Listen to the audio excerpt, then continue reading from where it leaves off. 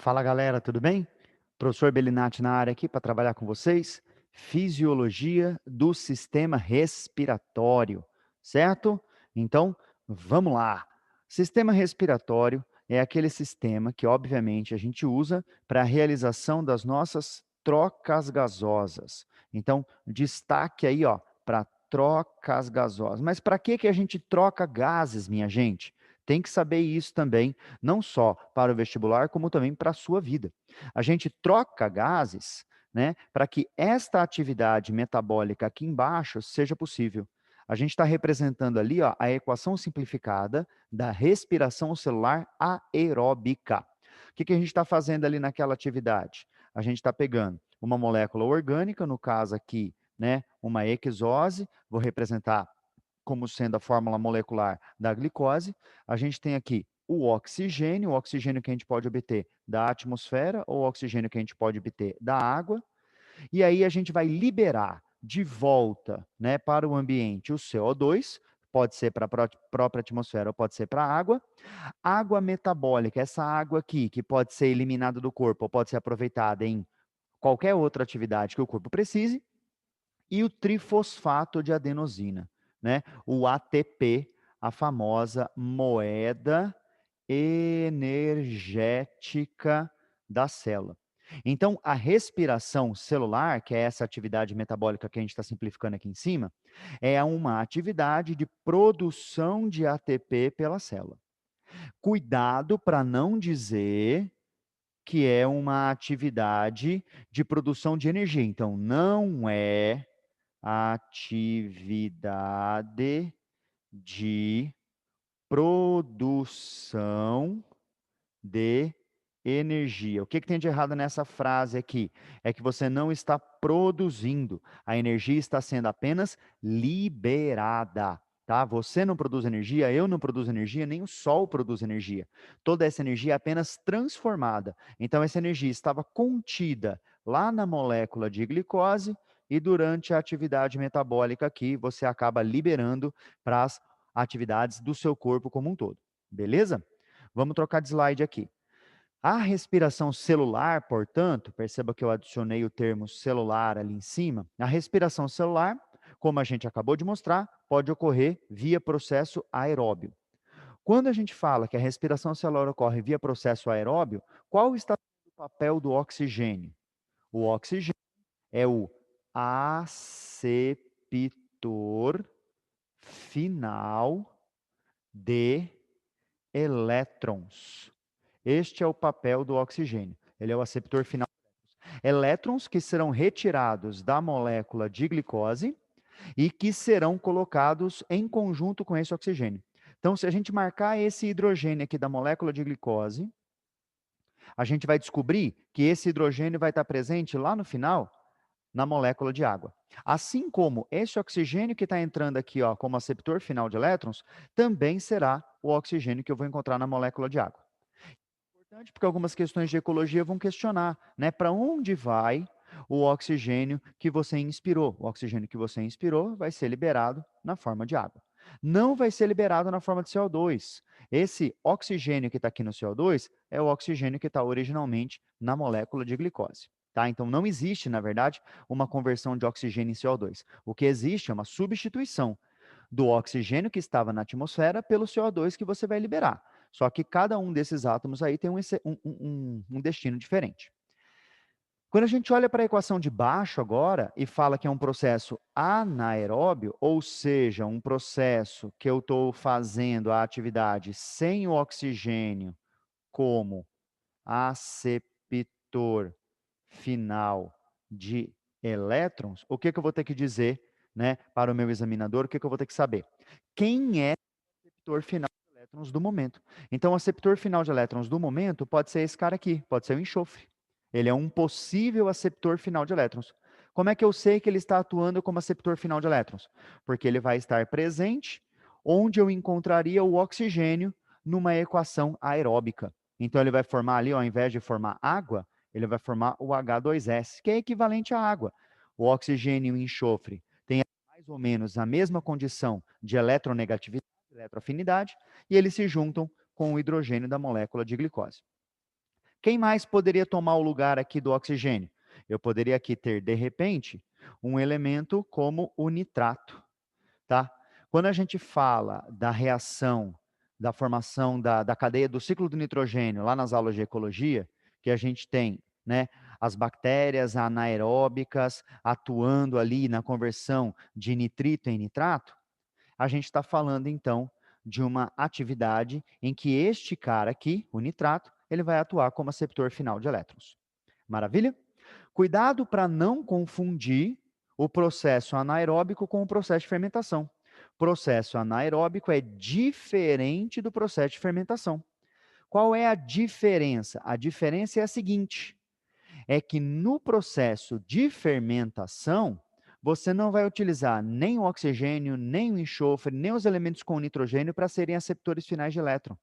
Você não vai ter a oxidação completa da molécula. A fermentação é realizada por seres aeróbios. Ó, ela é realizada por seres aeróbios quando não há disponível oxigênio ou quando não há disponível a mitocôndria. Então, se você tiver ali, né, fazendo uma questão sobre, por exemplo, fermentação alcoólica, o fungo Saccharomyces cerevisiae, a levedura, é um organismo aeróbico. Esse organismo aeróbico, colocado na ausência de oxigênio, vai oxidar parcialmente a molécula de glicose, convertendo-a em uma molécula de etanol.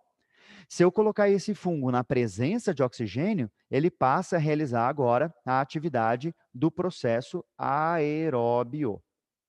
E na ausência de mitocôndria, eu posso e devo citar as nossas hemácias, as nossas células que transportam oxigênio no nosso corpo, têm oxigênio em abundância, mas as hemácias, tá, para mamíferos, não apresentam organelas nem núcleo. Então, na ausência de mitocôndria, elas são forçadas a realizar o processo fermentativo. O processo fermentativo libera muito menos ATP. Na respiração aeróbica, é alguma coisa perto de 36 mols de ATP por mol de glicose. No processo anaeróbio, esses valores podem girar ali mais ou menos em torno da metade, né, do valor que eu estou te falando. Então, 18 mols de ATP por mol de glicose. Na fermentação, são apenas 2 mols de ATP liberados por mol de glicose. Quando a gente fala especificamente da respiração celular aeróbia, a gente tem que conhecer, sim, as etapas envolvidas neste processo. Então, vejam lá, etapa de número 1, glicólise, etapa de número 2, ciclo do ácido cítrico ou ciclo de Krebs, e etapa número 3, cadeia eletrônica ou cadeia transportadora de elétrons. As etapas de número 2 e 3 ocorrem na mitocôndria. Então, vamos rascunhar uma mitocôndria aqui para a gente localizar a ocorrência das etapas 2 e 3.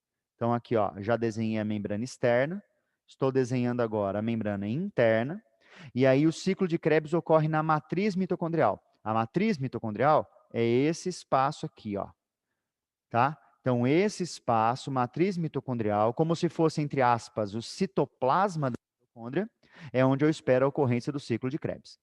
Já o evento da cadeia eletrônica ocorre nas cristas. As cristas são as dobras da membrana interna da mitocôndria.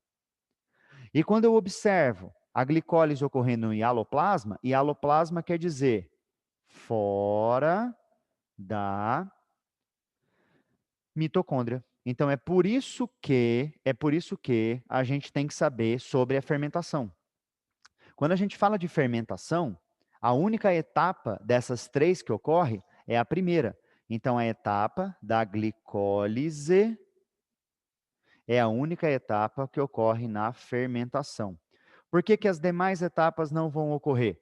Porque afinal de contas, quando eu não tenho oxigênio, eu não consigo fazer a acepção final de elétrons. Então, cadeia eletrônica é a etapa que usa o oxigênio como aceptor final de elétrons. Então, se eu não tiver oxigênio, não ocorre a cadeia eletrônica.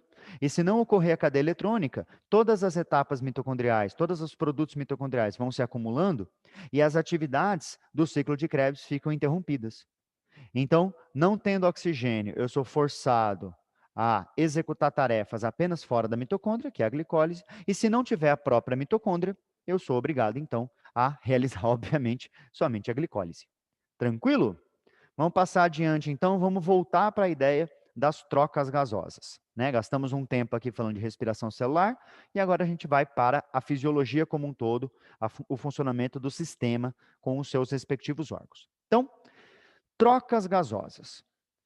O sistema respiratório realiza trocas gasosas. Importante anotar que todas as trocas gasosas ocorrem sempre por difusão. Essas trocas gasosas que ocorrem sempre por difusão estão associadas, né, a uma diferença de concentração. Então, do lado da membrana que eu tiver uma maior concentração de oxigênio, esse oxigênio vai passar para atingir o equilíbrio para o outro lado da membrana. A mesma coisa quando a gente pensa no CO2. Então, se de um lado da membrana eu tenho mais CO2 do que do outro, o CO2 vai passar através dessa membrana. São moléculas pequenas, né, os gases são moléculas pequenas e são moléculas apolares. Por isso que eles passam livremente pela membrana, transporte passivo, que não depende de carreadores, que não depende de canais.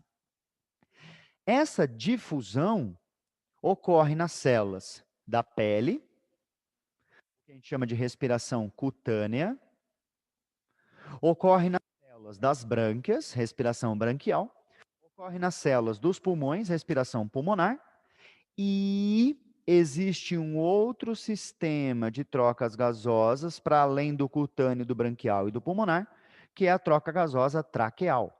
Então, quem é que faz respiração cutânea aqui nesse meu esqueminha? É essa minhoca. A minhoca faz respiração pela pele, um anfíbio também faz. Por isso que a pele desses animais tem que ser fina para facilitar o processo e tem que se manter úmida, porque daí eu aumento a capacidade de perfusão dos gases.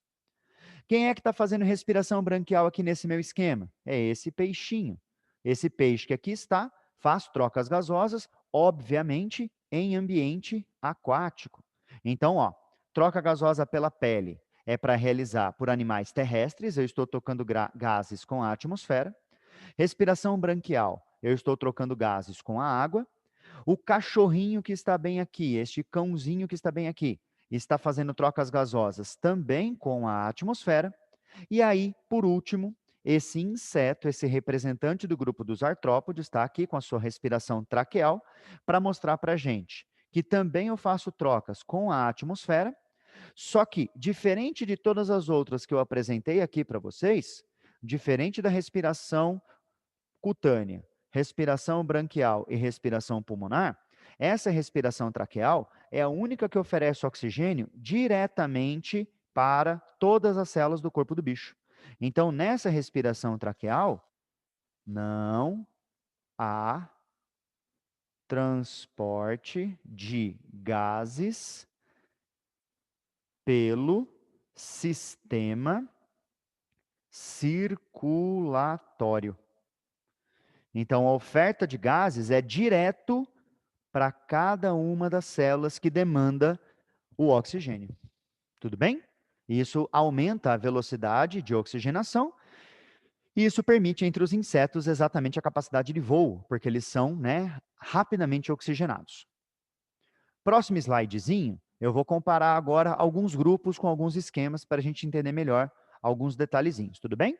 Então, grupos, né? A gente está falando aqui filos animais, para ter como referência. Então, filo dos poríferos, as esponjas. Filo dos quinidários, por exemplo, os corais ou as águas vivas, não tem qualquer estrutura que garanta ali uma execução, né, exclusiva do processo de troca gasosa. Então, eles não têm um órgão respiratório. Eles fazem uma difusão direta. pelo corpo dele. Então, uma esponja troca gases, célula a célula com o ambiente. Uma água viva troca gases, célula a célula com o ambiente. Uma estrutura responsável pela respiração aparece ali no filo dos plateumintos, como está representado aqui pela nossa amiguinha planária. Que estrutura é essa? É a pele. Então, quando a gente olha para um bichinho desse, a gente percebe que a planária é um verme achatado. Perceba aqui, ó, como ela é achatada. E a gente consegue encontrar explicação para ela ser achatada.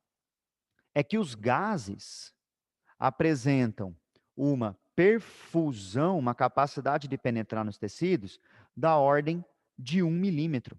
Então, cada uma das células dessa planáriazinha aqui não podem estar mais do que a 1 milímetro de distância da fonte de gases. E aí, isso vai poder ser tanto o ambiente aquático, quanto a própria atmosfera. Então, ela pode obter os gases tanto da água quanto da atmosfera. Tá? Então, o corpo achatado tem a ver com a troca gasosa feita pela pele, então somente a superfície do corpo do bicho é que está trocando gases, e que as células mais internas nunca podem estar a mais do que 1 milímetro de distância dessa fonte de gases, porque senão o oxigênio não chega em velocidade adequada para suprir a demanda. Quando a gente olha para um verme cilíndrico, a gente está falando, portanto, né, do grupo aqui dos nemateumintos, a gente encontra uma outra condição. O corte transversal de um verme cilíndrico mostra que justamente o corpo dele, né, ao contrário da planária, não é achatado. E aí, como é que as células mais internas desse vermezinho, por exemplo, as células que estão imediatamente aqui ao redor do intestino, têm acesso ao oxigênio? É que o nemateuminto é um animal pseudocelomado. O que significa ser um animal pseudocelomado? Significa que ele tem uma cavidade corporal, um celoma, só que essa cavidade corporal não é totalmente revestida pela mesoderma, ela é parcialmente revestida pela mesoderma. Mas esta cavidade abriga um líquido. E esse líquido que aqui está vai permitir a transferência do oxigênio que foi obtido lá da atmosfera para essas células mais internas. Então, a troca gasosa vai ser mais ou menos assim, ó. Vai ser da atmosfera para o líquido celomático e do líquido celomático para as células mais internas. Então, este líquido celomático vai permitir a manutenção do formato de um nemateuminto, tanto como esqueleto hidrostático, para manter a forma propriamente dita, como em termos fisiológicos, para que ele garanta o suprimento de oxigênio. Os outros animais aí colocados, com respiração cutânea, moluscos, anelídeos e especificamente os anfíbios entre os cordados, seguem uma regra parecida com o do nemateuminto. A diferença é que moluscos, anelídeos e os anfíbios apresentam um sistema circulatório. E aí eles vão poder fazer a troca gasosa pela pele e depois transportar esses gases para os diferentes elementos do corpo através do sistema circulatório.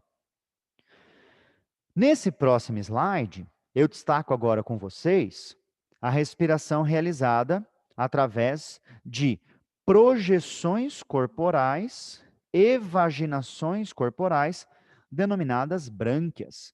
Então, as brânquias representam evaginações corporais. Isso fica bem óbvio nesse bichinho que está marcado aqui. Esse bichinho que está marcado aqui é um anfíbio. Este anfíbio é parente da salamandra, se chama axolote, tá? Esse bichinho, ele tem uma característica interessante, que ele tem, né, a manutenção de caracteres juvenis, mesmo na idade adulta. Isso ganha o nome de neotenia. Esse animal é um animal neotênico. Quais são as características juvenis que esse animal está mantendo na idade adulta? Ele está mantendo as brânquias. Porque o que a gente espera de um anfíbio é que ele tenha brânquias na sua fase larval e depois, quando adulto, ele passa a fazer respiração branquial. Desculpa, respiração cutânea. E esse animal aqui, mantém as suas brânquias. E interessante observar que essas brânquias estão externalizadas, deixando bem óbvio que são estruturas de evaginação. Quem é que faz a respiração branquial? Respiração branquial é realizada por outros moluscos. Então, eu coloquei molusco no slide anterior, mas eu coloco o molusco aqui de novo. Então, o molusco do slide anterior é molusco terrestre, que faz respiração pela pele. Molusco que faz respiração branquial é aquático, por exemplo, lulas e polvos. Entre os anelídeos, a gente tem também os aquáticos, os poliquetos. Entre os artrópodes, também os aquáticos, os crustáceos. Entre os equinodermos, todos os equinodermos são aquáticos, aquáticos marinhos, inclusive. E entre os cordados, os grupos dos anfíbios e dos peixes, certo? E aí vou só fazer a anotação aqui do que eu falei e não anotei. Então, os anfíbios, tipicamente, fazem respiração branquial durante a fase larval. Tipicamente durante a fase larval. Deixa eu só dar uma aliviada aqui na pressão do microfone. Pronto. Aí a gente passa agora para interpretar e entender a respiração pulmonar. Respiração pulmonar, tá? Ao contrário do que a gente tinha ali atrás, que são evaginações do corpinho, o pulmão representa para a gente invaginações. Então, pulmões são estruturas internas, invaginações epiteliais. Então, a gente espera, obviamente, encontrar o pulmão dentro do corpo do animal, tá? Molusco também tem respiração pulmonar, especificamente os moluscos gastrópodes, né? A gente vai colocar aí caracóis como um exemplo bem marcante. Entre os artrópodes também temos respiração pulmonar, os aracnídeos têm isso, a gente pode chamar também de filotraqueia. E entre os cordados, os anfíbios adultos e os répteis, as aves e os mamíferos, justamente porque os répteis, as aves e os mamíferos estão representando para a gente a conquista do ambiente terrestre. E aí, se eu tenho a conquista do ambiente terrestre, eu tenho que fazer trocas gasosas com a atmosfera. O animalzinho que está representado aí, essa ave que está representada aí, ela vem mostrar para a gente a estrutura do pulmão. O pulmão dessa ave está bem aqui, certo? Essa parte que eu estou destacando em vermelho na figura é o pulmão da ave. E este pulmão da ave, reparem bem, ele tem um fluxo de ar unidirecional. O pulmão recebe o ar que veio do saco aéreo posterior, ar novo que veio sugado do ambiente externo, da atmosfera. E aí, quando o saco aéreo posterior se enche, ele vai conseguir chupar o ar de fora, e depois, quando o saco aéreo se contrai, ele vai conseguir empurrar o ar que estava dentro dele para dentro do pulmão. E aí, esse ar velho que estava dentro do pulmão passa para o saco aéreo posterior, opa, falei errado, saco aéreo anterior, e então acaba sendo expirado de volta para a atmosfera. Então, o fluxo de ar no pulmão de uma ave, fluxo de ar das aves é unidirecional. O nosso pulmão não é assim, né? Quando a gente inspira, o ar passa lá da nossa narina até o pulmão, e quando a gente expira, o ar sai pelo mesmo caminho e vai para a atmosfera. Deixa eu mudar aqui as cores, né, da caneta para que fique melhor perceptível. Vou colocar o ar inspirado, então, de azul claro. Então, quando você inspira, o ar faz todo esse caminho e vai até o pulmão. E vou colocar agora o ar expirado em azul escuro. E quando a gente expira, o ar faz esse mesmo caminho. Qual é a vantagem de ter um fluxo de ar unidirecional? A vantagem de ter um fluxo de ar unidirecional é que ele consegue receber, o pulmão consegue receber sempre um ar novo e, portanto, tem uma troca gasosa muito mais eficiente do que este pulmãozinho que está aqui, que não tem um fluxo unidirecional. Então, como é que nós, seres humanos e os demais mamíferos, digamos, resolvemos o problema de não ter um fluxo de ar unidirecional? A gente tem uma área de troca gasosa lá no alvéolo muito grande. Então, temos uma enorme área de superfície para a realização de uma troca gasosa eficiente, para garantir uma coisa que nós e as aves temos, que eu vou anotar no slide anterior. Aves e mamíferos são animais homeotermos. Homeotermos. Animal homeotermo é animal de sangue quente. Então, para que nós e as aves consigamos ter sangue quente, precisamos de uma taxa metabólica altíssima. E essa taxa metabólica altíssima é graças a uma grande capacidade que a gente tem de capturar o oxigênio do ambiente. As aves fazem isso com pulmões não alveolares, um fluxo de ar unidirecional, e nós fazemos isso com pulmões riquíssimos em alvéolos para conseguir uma enorme quantidade de oxigênio. Certo? Então, beleza.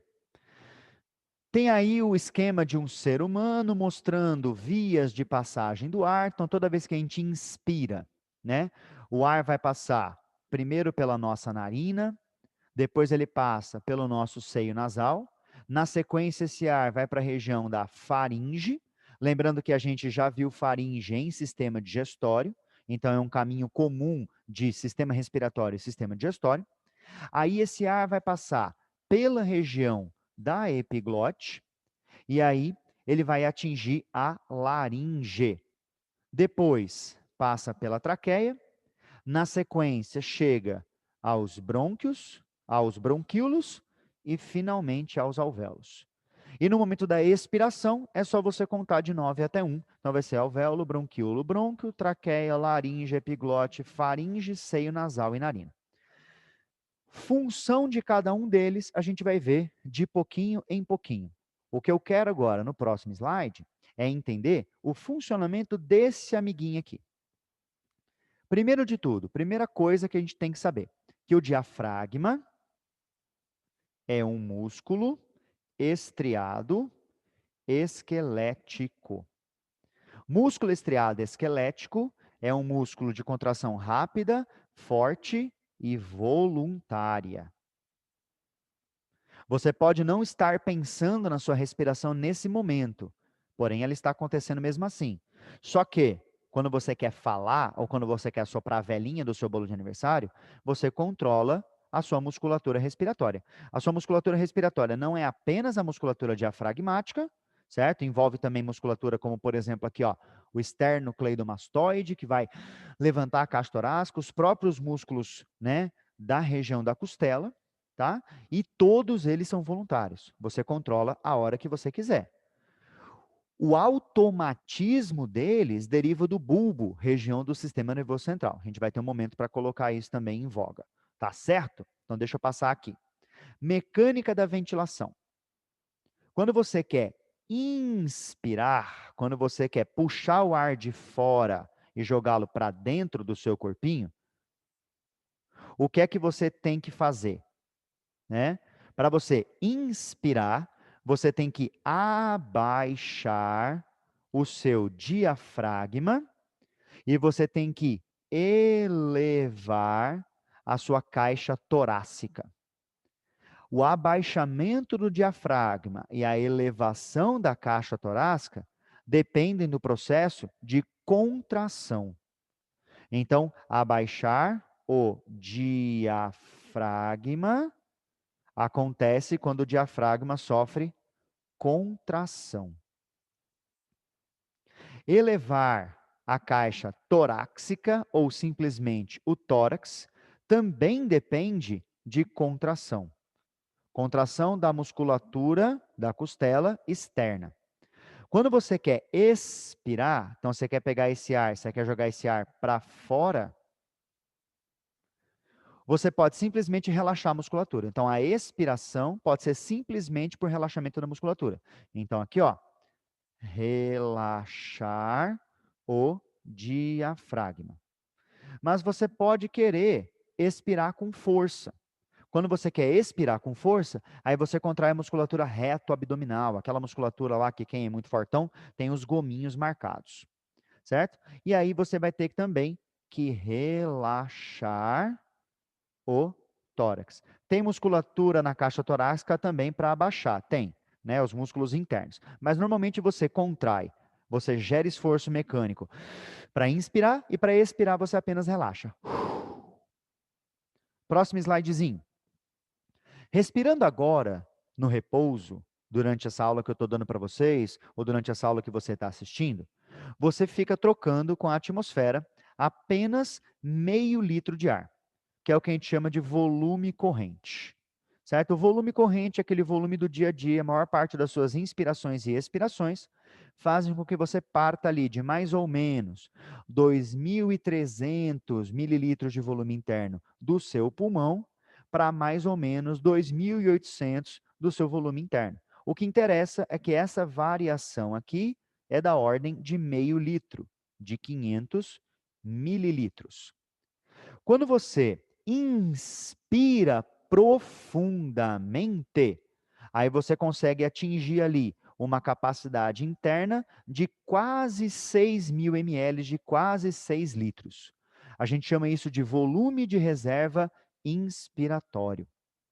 Tá? Então, quando você está respirando normalmente, faz uma inspiração profunda, você sai mais ou menos ali, ó, do 2.800 ml e vai até mais ou menos 5.700 ml. Então, para arredondar valores aqui, só para facilitar a comparação, é como se eu saísse do 3.000 e chegasse no 6.000.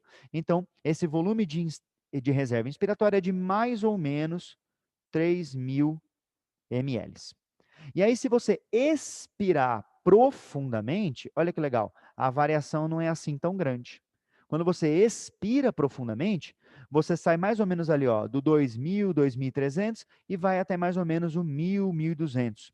Para arredondar, eu vou fazer aqui de conta que é do 2.000 para o 1.000 e vou dizer que o volume de reserva expiratório é da casa de 1.000 ml.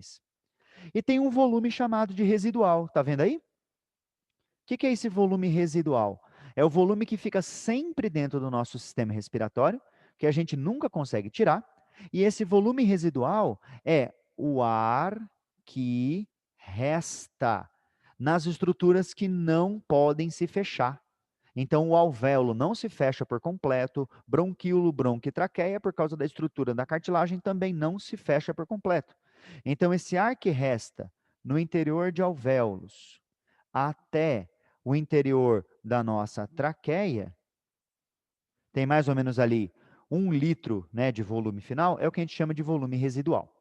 Certinho? Então, a nossa capacidade pulmonar total, somando tudo, dá mais ou menos aproximadamente 6 litros, 6.000 ml. Quando a gente joga o ar lá no pulmão, que ele vai passar ali pela região da traqueia, bronco, bronquilo e alvéolo, ao chegar no alvéolo, é onde eu vou ter de fato a troca gasosa. Então eu preciso pensar no que a gente chama de ventilação alveolar. O ar que eu troco de fato é o ar que está no nosso alvéolo. Esse ar que chega até o alvéolo, né, lembra que eu falei do volume corrente de respiração? É de mais ou menos 500 mililitros. Porém, tem um volume de espaço morto, aquele volume que eu chamei de volume residual, ele também está envolvido aqui, ó, de mais ou menos 150 ml. Existem 3 tipos de espaço morto, né? O anatômico, o alveolar e o fisiológico, que não cabe aqui a explicação, né, de qual é a diferença entre eles. O que interessa é o seguinte: a nossa frequência respiratória do repouso é de mais ou menos 12 ciclos por minuto. Nesses 12 ciclos por minuto, a gente vai trocar então mais ou menos 500 mililitros por ciclo. Então quer dizer que durante o repouso, eu vou trocar com a atmosfera, arredondando aqui, só para facilitar a conta, alguma coisa perto de 6 litros de ar por minuto.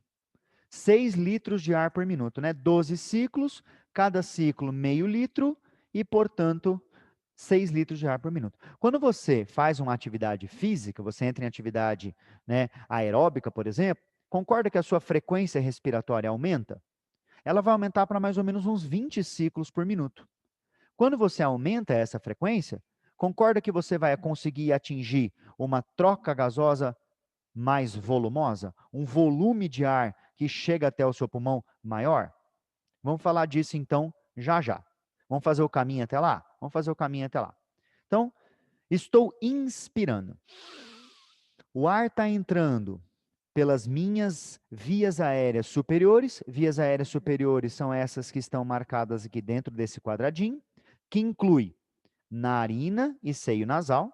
Então, o ar vem passando aqui, ó, pela narina e pelo seio nasal.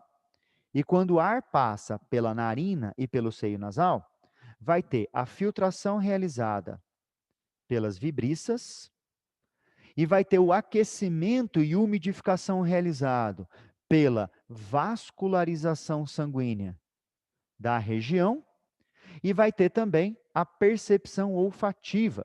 A percepção do olfato vai acontecer nesta região aqui, ó. Deixa eu mudar a cor da caneta só para fazer a referência.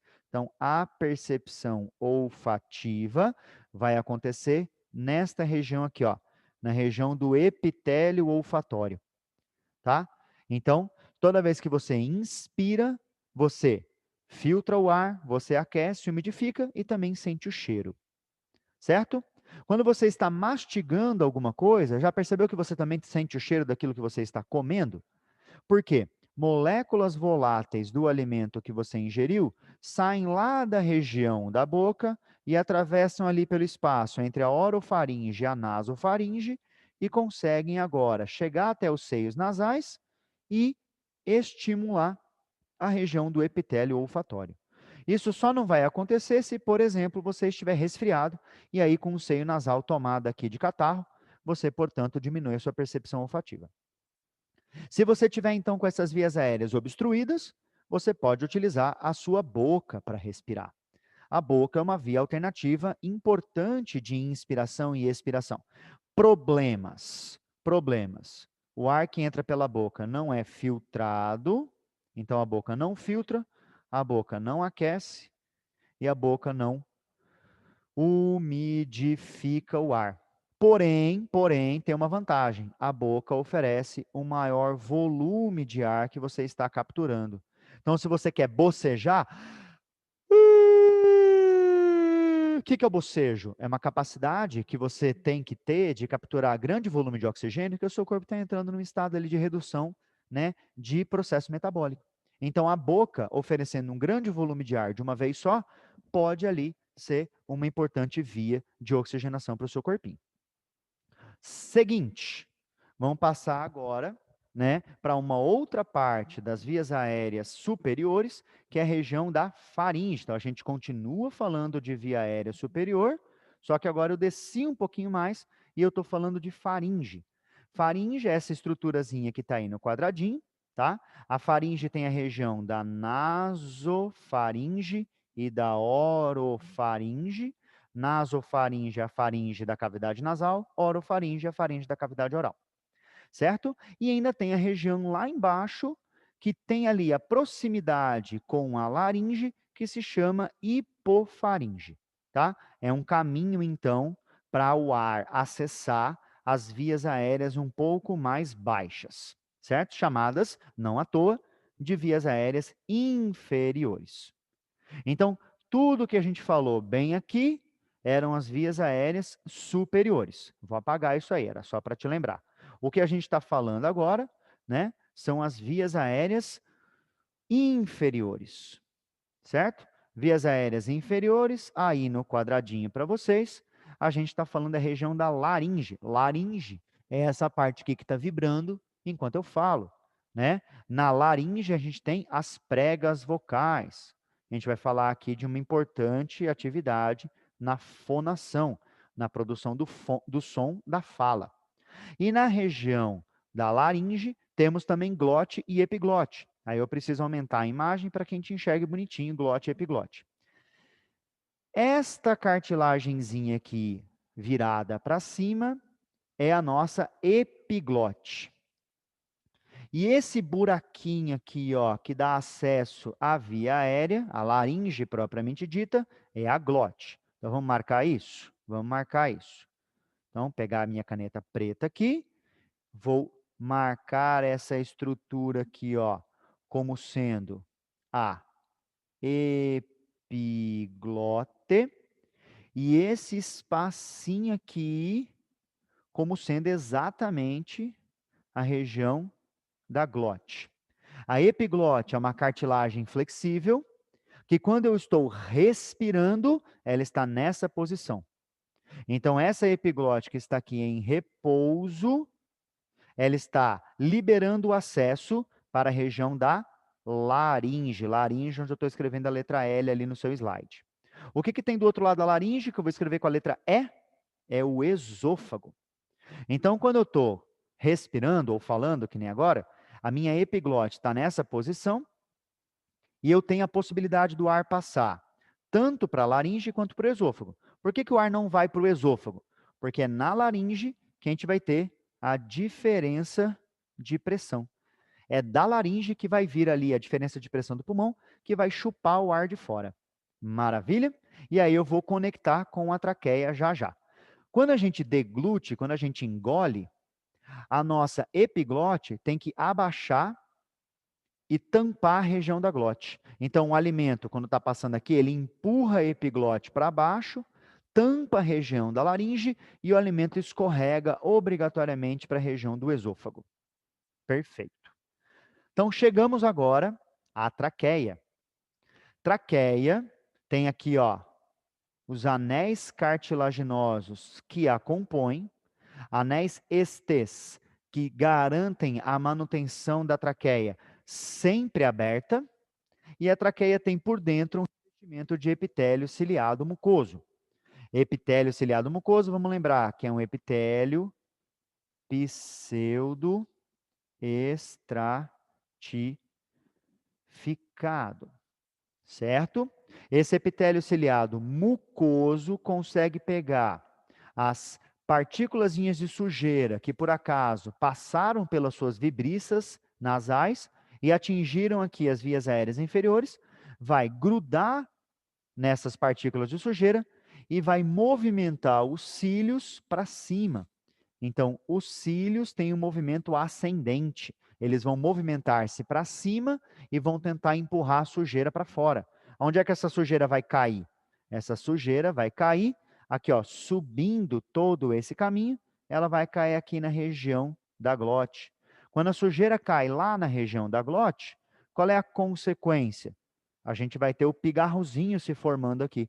Quando o pigarrozinho está se formando bem aqui, a gente deglute. Tem vermes que fazem uso, né, desse caminho.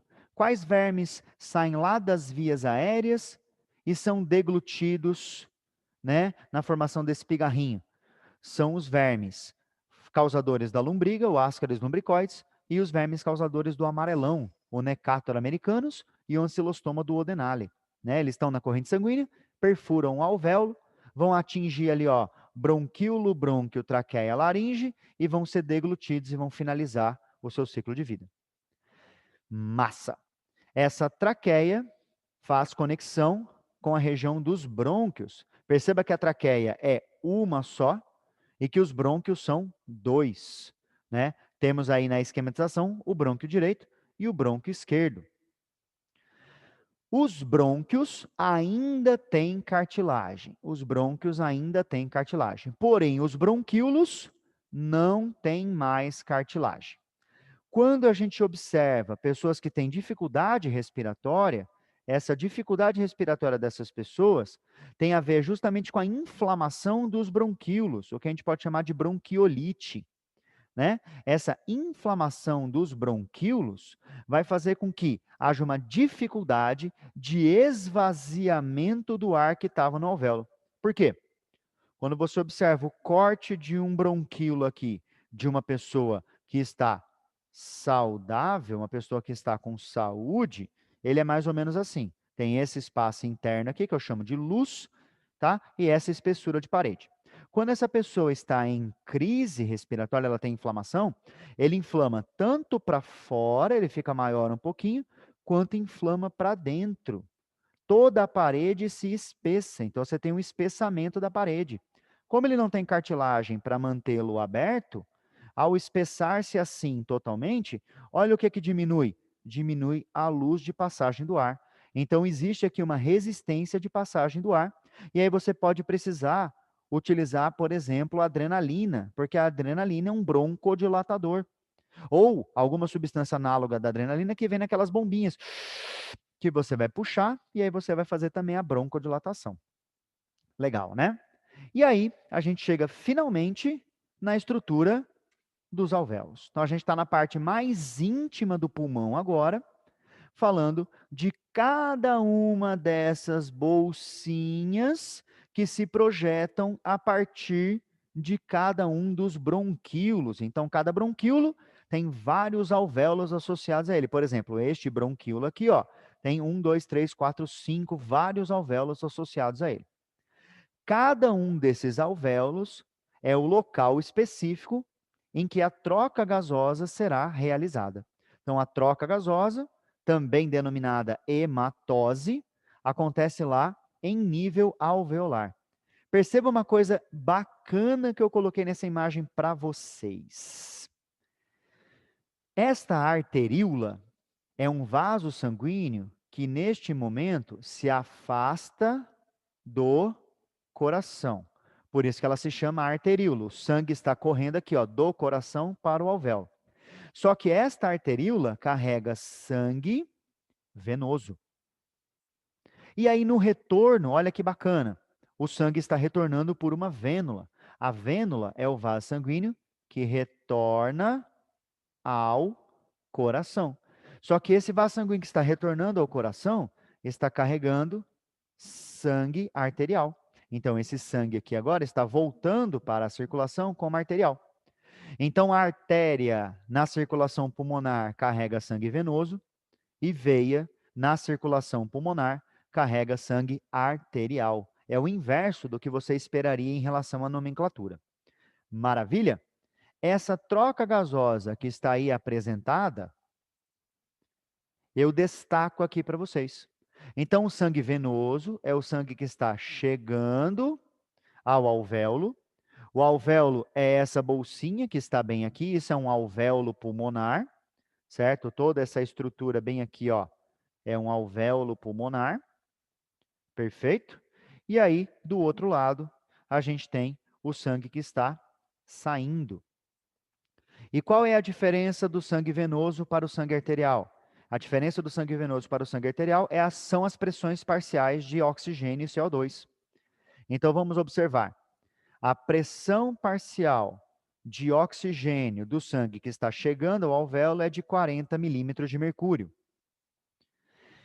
A pressão parcial de oxigênio do sangue que está saindo do alvéolo é de 104 milímetros de mercúrio. Por que 104? Porque essa é a pressão parcial de oxigênio que chega até os alvéolos. Então, quer dizer que o oxigênio foi absorvido até atingir o equilíbrio entre o ar alveolar e o sangue. Tá? Então, o sangue chega com pouco oxigênio e o sangue vai sair com muito oxigênio. Então, ele chega com pouco oxigênio e ele sai com muito oxigênio. Vamos comparar agora o CO2. O CO2 que está chegando tem um valor ali de milímetro de mercúrio de 45, certo? 45 milímetros de mercúrio. E esse sangue que está saindo carrega o CO2 numa pressão parcial de 40 milímetros de mercúrio. E essa pressão parcial de 40 milímetros de mercúrio é a pressão parcial que tem no alvéolo. Então, o CO2 também é trocado até atingir o equilíbrio com o ar alveolar. Perfeito? Viu? Então, o O2 entra 40, sai 104. O CO2 entra 45, sai 40. Notou que a diferença do oxigênio é muito maior que a diferença do CO2? Tá? Então, né, o delta do oxigênio é muito maior do que o delta do CO2. Próximo slide. Esses gases que estão sendo trocados ali no alvéolo pulmonar, estão sendo colocados na corrente sanguínea, né? Eles serão transportados pela corrente sanguínea. Eles são colocados do alvéolo na corrente sanguínea e serão transportados pela corrente sanguínea. Como é que cada um deles será transportado? Bom, as informações estão aí para a gente avaliar.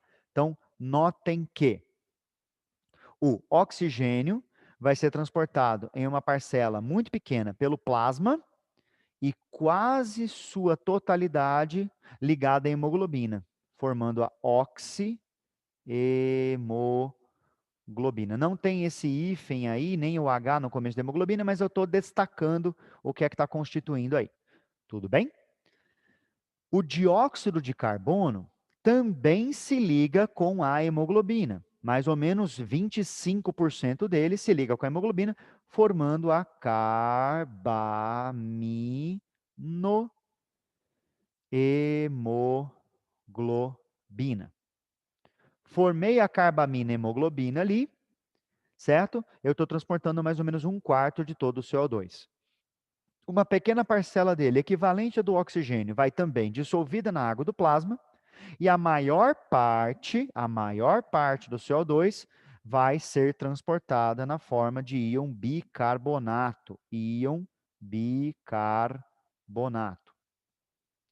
Todas essas formas aqui que eu estou te apresentando, do oxigênio com a hemoglobina e do CO2 com a hemoglobina, são instáveis. Sim, você ouviu direito, e eu vou aqui, ó, destacar o oxigênio ligado com a hemoglobina e o gás carbônico ligado com a hemoglobina representam formas instáveis desta hemoglobina, tá? Então isso aqui, ó, é instável e isso daqui também é instável. A forma que a hemoglobina constitui, que tem alta estabilidade, é quando ela se liga com o monóxido de carbono. Então, HB, deixa eu escrever direito aqui. HbCO, a carboxihemoglobina é uma molécula estável. E isso é uma das complicações que a gente tem quando tem muito monóxido de carbono na atmosfera. Se liga de forma estável à hemoglobina e impede o transporte tanto do CO2 quanto do oxigênio. Claro que o prejuízo maior é por transporte do oxigênio. Próximo slide, tenta representar para a gente aqui uma hemácia. Essa grande bola vermelha aqui é a representação esquemática de uma hemácia. E aí eu tenho algumas reações sendo apresentadas aí que são relevantes. Por exemplo, a do transporte do oxigênio, formando a oxihemoglobina, e a do transporte do CO2, formando o íon bicarbonato. Tá, então eu peguei as mais importantes aqui, ó, a oxihemoglobina e o bicarbonato, e eu levei lá para a hemácia, certo? Então, quando é que o oxigênio vai entrar nessa hemácia? O oxigênio entra na hemácia quando do lado de fora tiver muito oxigênio. Aí ele desloca essa setinha aqui mais intensamente do que a outra. Ao entrar, ele reage com a hemoglobina que estava ali reduzida, desloca esse equilíbrio aqui para a direita e aumenta a concentração de hemoglobina oxidada e aumenta também a oferta de H+ ali na corrente sanguínea. Esse H+, tá? Eu vou fazer aqui de forma bem simplificada, mas só para fazer uma referência entre uma equação e outra. Esse H+ é esse H+ aqui, ó. Então, quando aquele H+ ali da reação do oxigênio aumenta, esse H+ aqui também aumenta. E aí ele desloca essa equação aqui de cima para a via de formação, né, do ácido carbônico, dando origem agora a gás carbônico e água. Quando eu aumento a formação do gás carbônico aqui, eu tenho a saída do gás carbônico da hemácia, e então, portanto, a gente consegue fazer uma relação entre a captura do oxigênio e a liberação do CO2. Quando essa célula agora está passando, por exemplo, pela musculatura, que tem uma grande concentração de CO2, o CO2 tende a entrar na hemácia, esse CO2 que entrou, desloca esse equilíbrio químico aqui para a direita, vai deslocar aqui na formação do íon bicarbonato. E ó, vai aumentar esse H+ outra vez, não vai? Vou colocar ele em azulzinho aqui agora e fazer um segundo destaque. Então, se ele aumentar agora por causa dessa outra reação, ele aumentando aqui, desloca esse equilíbrio químico para a esquerda. Deslocando esse equilíbrio aqui para a esquerda, ele vai liberar o oxigênio de dentro da célula. Então, toda vez que capturar um CO2, vai acabar liberando oxigênio. Toda vez que capturar o oxigênio, vai acabar liberando CO2. E percebam que o bicarbonato não está sendo transportado no interior da hemácia. O íon bicarbonato vai para o plasma sanguíneo. E não é só o bicarbonato que vai, não. Vai o bicarbonato e o H+. E esse H+ aqui, ó, que foi para o plasma sanguíneo, esse H+ aqui interfere no pH sanguíneo. Interfere no pH do sangue. Então, quanto mais CO2 você tiver, maior vai ser a concentração de H+ lá no sangue. Então, maior vai ser a sua acidose sanguínea. Quanto menos CO2, menos desse H+, então você vai entrar em estado de alcalose. Então, o CO2 aqui é quando eu passo pela musculatura, por exemplo, e o oxigênio ali é quando eu estou passando pelos pulmões. Olha que massa. Então, voltando a essa ideia da acidose e da alcalose, olha o próximo slide, que legal. Esse slide mostra a saturação de hemoglobina em função da pressão parcial de oxigênio, quando meu pH sanguíneo é dito normal, o normal aqui seria alguma coisa perto de 7,3, ou então quando meu pH sanguíneo está em acidose, o acidose seria alguma coisa perto de 7,2, ou quando eu estou em alcalose, a alcalose é quando eu tenho um pH sanguíneo perto de 7,4. Olha que massa essa parte aqui da curva que está marcada. Então, quando eu tenho 30 milímetros, né, de mercúrio de oxigênio, pressão parcial de 30 milímetros de mercúrio de oxigênio, se eu estou numa saturação ali, ó, num pH normal, eu tenho mais ou menos, eu vou acolchambrar aqui o meu gráfico, só para ficar bonitinha a nossa comparação, ó. Tenho mais ou menos 50% da hemoglobina saturada.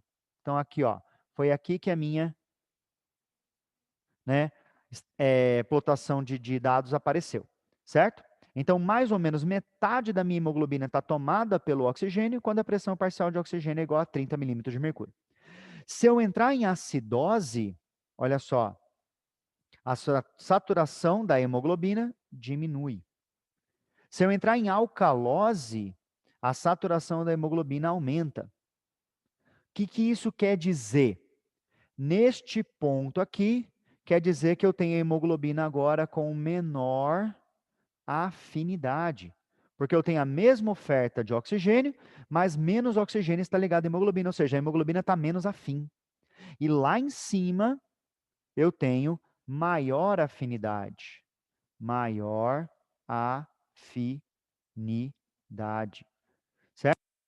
Então, que papo é esse de menor afinidade, maior afinidade? O papo é o seguinte: quando o sangue está passando pela musculatura, o sangue está passando por onde eu tenho muito CO2 presente, a hemoglobina libera o oxigênio, porque ela fica com menor afinidade. Então, a musculatura é oxigenada. Quando você passa agora pelos pulmões,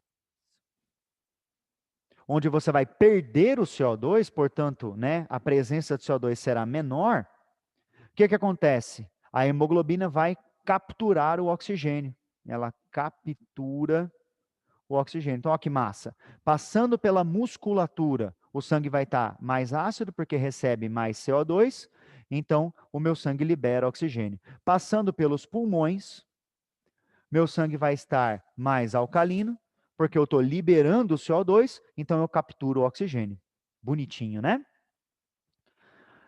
Chegando já, né, para o fim da nossa aula, agora vale a pena a gente conversar sobre o controle nervoso da nossa atividade respiratória, o controle nervoso da respiração.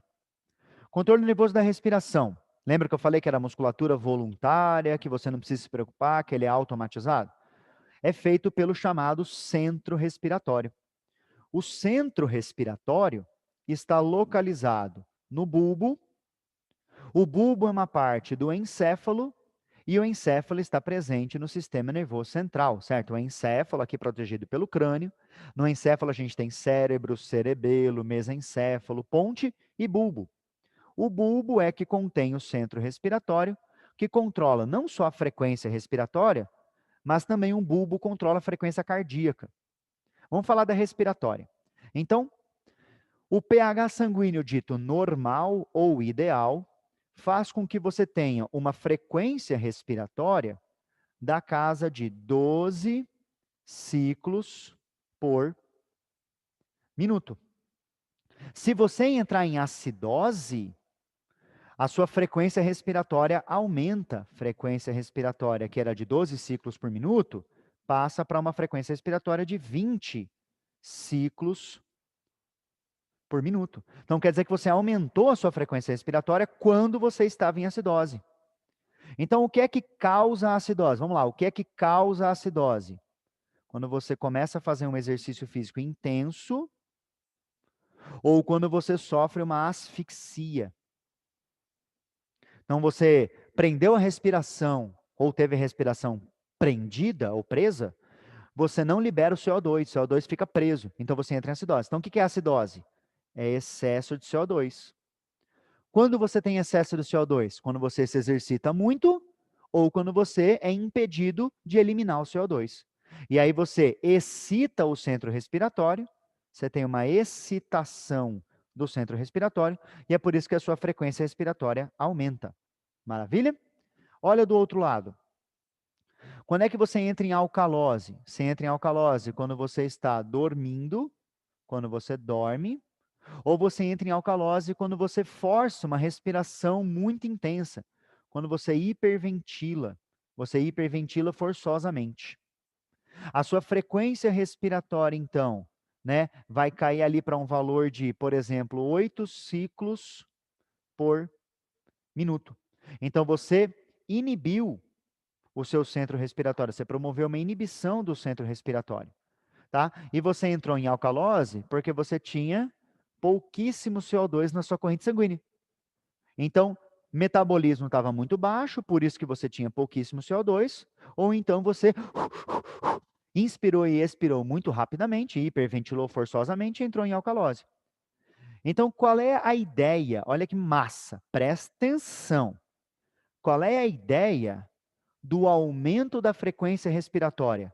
O aumento da frequência respiratória tem a intenção de fazer o seu pH sanguíneo sair de 7,2 e voltar para 7,3. Essa é a intenção do aumento da frequência respiratória. O aumento da frequência respiratória quer eliminar CO2, mais CO2 do que você estava eliminando antes, e ao eliminar esse CO2, você pega o seu pH, que estava em 7,2 e cai em 7,3. Do outro lado, olha que massa. Do outro lado, qual é a ideia da redução da frequência respiratória? A redução da frequência respiratória é pegar o seu pH que estava muito alto e diminuí-lo. Então, isso daqui é a redução da frequência respiratória. Ou seja, é não eliminar o CO2, é preservar o CO2. Vamos ver se eu consigo escrever aqui, ó. Preservar o CO2 no seu corpinho. Porque você está precisando acumular CO2, já que o seu CO2 está muito baixo. Que massa, né? Olha o próximo slide, que ajuda a entender tudo isso que eu estou falando. Vamos falar então agora exclusivamente da atividade forçada, tá? Então, eu vou fazer aqui um exercício com vocês. Você vai parar de respirar. Para, simplesmente para, certo? Corta a sua respiração, prenda a sua respiração. Quando você prende a sua respiração, você perde menos CO2. Ou seja, você acumula CO2. Perfeito? Acumular CO2 é causar acidose. Então, você está entrando ali num pH sanguíneo de aproximadamente 7,2. Certo? E aí você também tem o problema de reduzir a captura de oxigênio. Pronto, pode soltar a respiração. Respirou normal, não foi? Agora vamos fazer o oposto. Agora a gente vai hiperventilar. Enquanto eu te explico sobre a hiperventilação, eu quero que você inspire e expire sem parar. Valendo?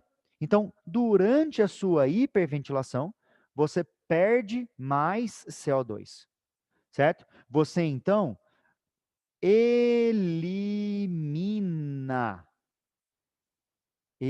Não sei escrever, desculpa, você está respirando rápido aí, eu estou errando aqui, mas vai dar tudo certo. Você elimina o CO2 do seu corpo. Isso causa alcalose. Você vai chegar num pH próximo ali, ó, de 7,4. O que tem uma vantagem, porque você aumenta a captura de oxigênio. Pronto, pode parar de hiperventilar.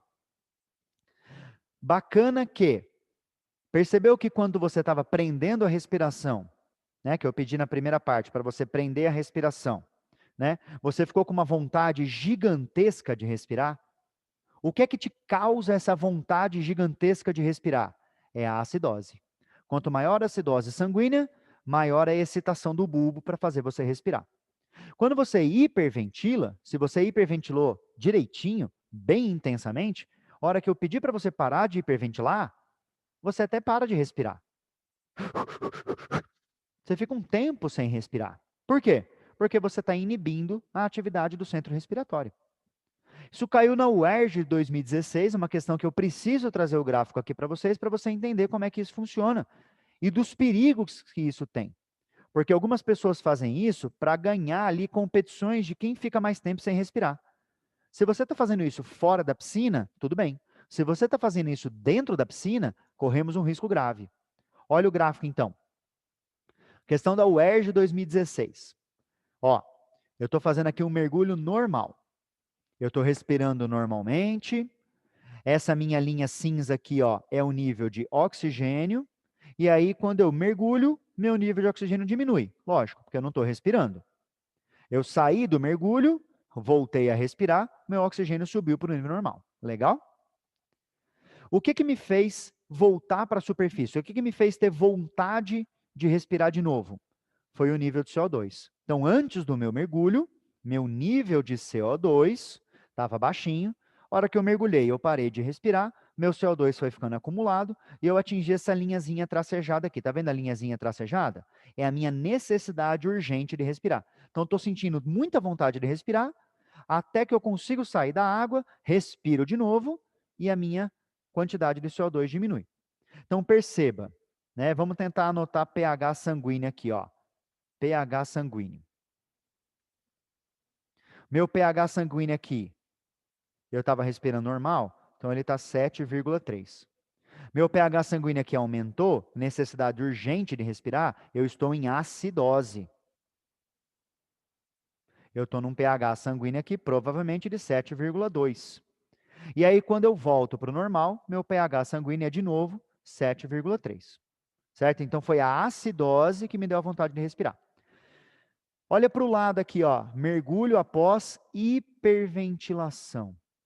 Então, o indivíduo vai hiperventilar. Olha que curioso. Quando você hiperventila, ele não está mostrando um incremento muito grande ali, ó, quase nenhum, na verdade, da sua quantidade de oxigênio. Então, por que o oxigênio, quando você respira normal e quando você hiperventila, não muda? Porque você está atingindo já o seu nível de saturação da hemoglobina. Sua hemoglobina já está saturada. Só que olha que massa. Quando você hiperventila, olha para onde vai o seu nível de CO2. Seu nível de CO2 cai demais. Então, lá embaixo, o que você acabou de atingir? Uma alcalose. CO2 baixíssimo, o seu pH deve estar na casa de 7,4. Aí, durante o seu mergulho, olha que curioso, o seu CO2 vai subindo, o seu CO2 vai subindo, e você tem vontade de respirar bem aqui, ó. Só que o que acontece antes, o que é perigoso? O que é perigoso está aqui, ó. Limite de oxigênio para você atingir o estado de desmaio. Então, o seu oxigênio vai caindo, seu oxigênio vai caindo e você chega nesse ponto crítico. Então, você vai desmaiar dentro da água. Quando você desmaia dentro da água, você ainda não tinha vontade de respirar.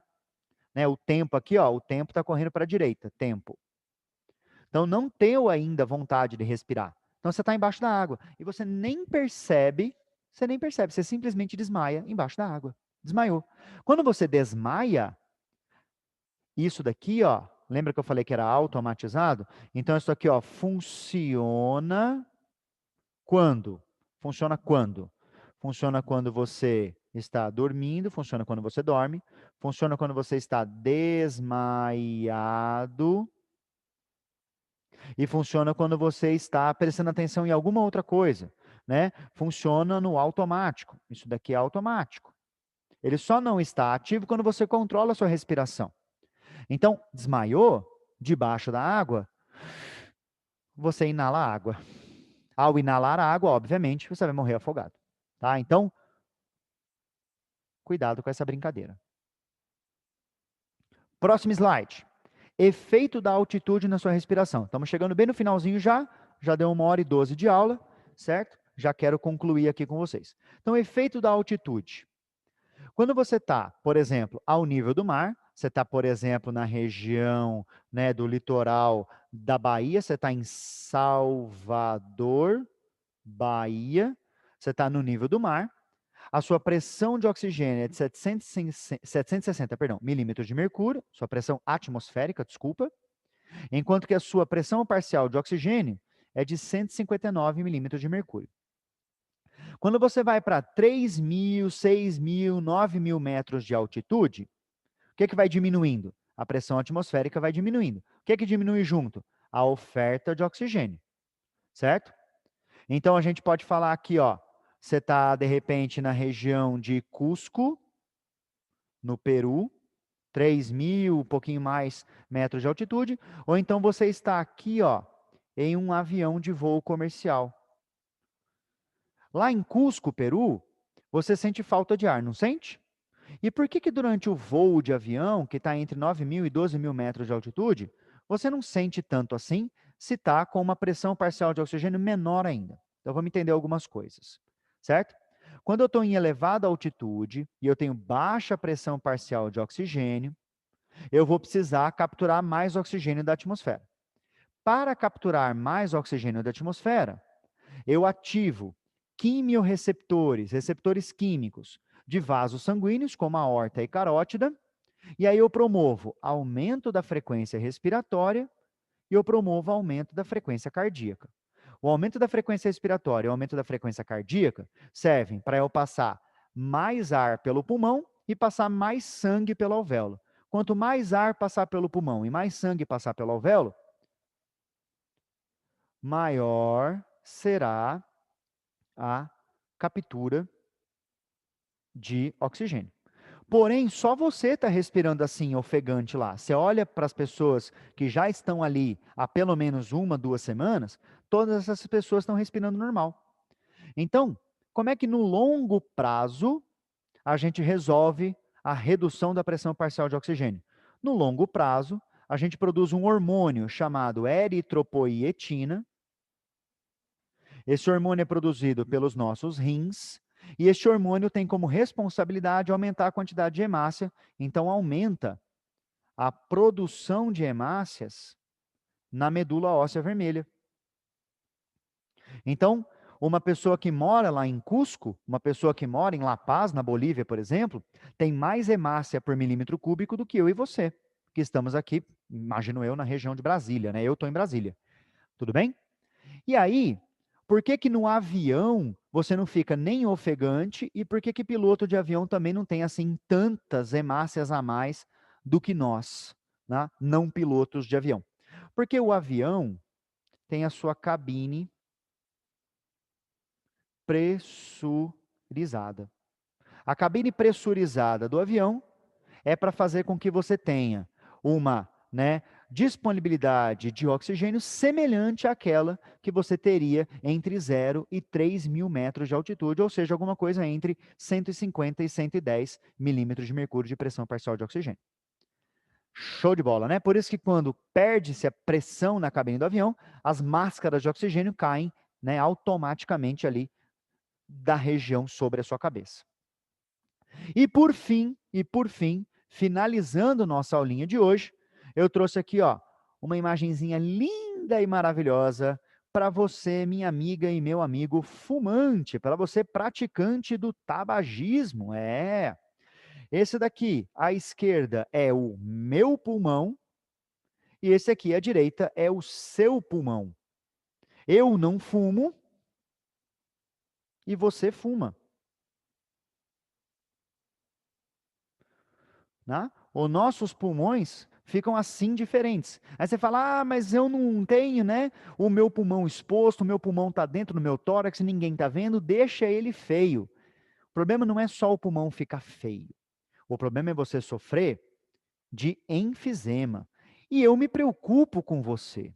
Então, por que eu quero que você pare de fumar? Porque quando você está aqui, ó, com o seu pulmão normal, os seus alvéolos estão lá, ó, todos bonitinhos, com uma área de troca gasosa gigantesca, e você passa a fazer o uso do cigarro, e não é só o cigarro comum, tá? Aqui eu tenho, né, o cigarro comum, o cigarro de palha, o cigarrinho de maconha, tenho também o narguilé, o vape, dependendo de quais são as substâncias que tem em cada um deles, sim, eles podem levar ao enfisema.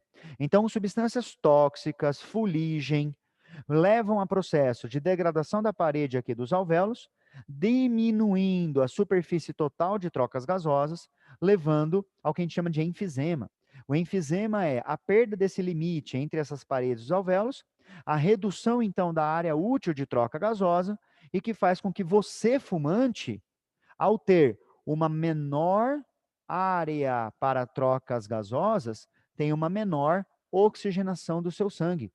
E, portanto, você sente falta de ar, você se sente cansada, cansado, você se sente exausta e exausto ao realizar uma atividade física bem pequenininha, tá? Que para uma pessoa normal, eu, por exemplo, que não sou fumante, realizo com tranquilidade. Então, largue este hábito, arranje outro, tá? Porque fumar tem essa desgraça aí. Além de outras tantas que você já ouviu falar várias vezes, eu não sou o primeiro a falar isso na sua orelha. Beleza? Se você não fuma, então, parabéns, basta concluir essa aula aqui. Um forte abraço, espero que tenha sido proveitosa a nossa atividade aqui.